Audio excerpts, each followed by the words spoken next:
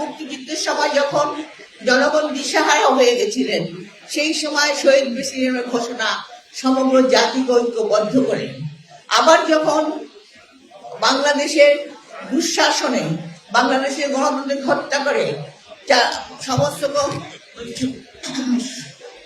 সমস্ত গণমাধ্যম বন্ধ করে দিয়ে যখন এদেশে অবস্থা জনগণের অবস্থা দুর্বিষ করে তোলে, তখনও শহীদ প্রেসিডেন্ট জিয়াউর রহমানকে সেদিন সিপাহী জনতার বিপ্লব ক্ষমতায় নিয়ে এসেছিল এবং সেই ক্ষমতায় এসে তিনি অতি অল্প সময়ের মধ্যে তার দূরদর্শিতা দিয়ে তিনি বাংলাদেশের অর্থনীতি বলেন, বাংলাদেশের বৈশ্বিক যে কূটনীতি বলেন, বাংলাদেশের অর্থনীতি থেকে শুরু করে বাংলাদেশের বিভিন্ন সেক্টরের সংস্থান বলেন, একটা দরিদ্র তলাবের ঝুঁকি থেকে বাংলাদেশকে একটি আধুনিক বাংলাদেশে রূপান্তরিত করে মাত্র 3.5 বছরের মধ্যে। এবং আমরা জানি এই বাংলাদেশকে নিয়ে বারে বারে ষড়যন্ত্র হয়, তাই তিনি তাকে বেঁচে থাকতে দেওয়া হয় নাই।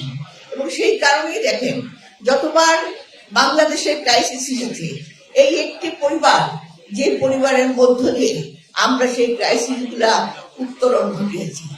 কারণ এরপরে আপনারা দেখেছেন একই পথের হাল ধরে দেশনেত্রী বেগম খালেদা জিয়া তিনি লড়াই করেছেন গণতন্ত্র উত্তরণের জন্য এবং সারা জীবন সংগ্রাম করে গেছেন। আজকেও দেখুন, আজকে আমরা যে এই অবস্থায় এসেছে, এই যে আজকে আমরা সবাই মিলে কথা বলতে আবার পারছি, আবার স্বাধীনভাবে কথা বলছি, গত 17 বছরের সংগ্রাম সবকিছুকেও আমরা থেকে মুক্ত হয়েছি, তারও পিছনে রয়েছে শহীদ প্রেসিডেন্ট জিয়া রহমানের উত্তরাধিকার আমাদের জনাব তারেক রহমানের অবদান। কাজে এই অবদান আমাদেরকে মনে রাখতে হবে। তারা যে সততা, যে দেশপ্রেম নিয়ে কাজ করে গেছেন, আমাদের সকলকে সেই সততা দেশপ্রেম নিয়ে কাজ করতে হবে। আজকে রাজনৈতিক কালচারকে আমাদের পরিবর্তন করতে হবে, নাহলে সমাজটা দেশটা বাঁচবে না।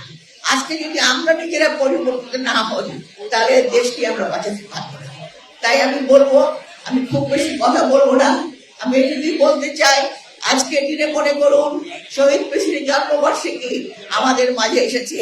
এই দিনটি আমাদের প্রেরণার উৎস এবং এই দিনটাকে নিয়ে আমরা যদি ঐক্যবদ্ধ ভাবে আগামী নির্বাচন, যে নির্বাচন বাংলাদেশের গণতন্ত্র উত্তরণের আরেকটি পথ, সেই পথকে যদি অতিক্রম করতে পারি, তাহলে আমরা সফল হব।